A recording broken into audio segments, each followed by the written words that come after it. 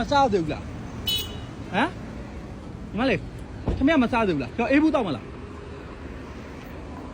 ဟမ်ရှက်ဘူးတောက်မလားလို့ရှက်မတောက်ဘူးလားရောတောက်မှဆိုယူတာပြောညီမလေးရောဘိုက်စားနေရလားဘိုက်စားရောယူတာရရောယူတာအဲ့မှာအချင်းတို့ကအဲ့မှာရောဒီနေမုံဝယ်စားတော့ပတ်စံဘယ်လောက်ပြောဩကြောက်ပါပြီမို့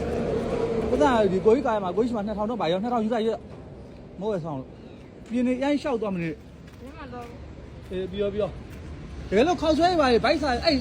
ကြားရတော့မကောက်တော့နဲ့လေဟမ်ဟာမကောက်နဲ့လို့ထားအဲ့အောက်ရပြတာမကောက်နဲ့ညီမလေးစားလို့ရတယ်မကောက်နဲ့လို့နင်းတော့ရခွာဖြစ်သွားမယ်တကယ်လို့ဘိုက်မကောက်နဲ့ထားလိုက်နောက်ထပ်ဝဲပြီးမယ်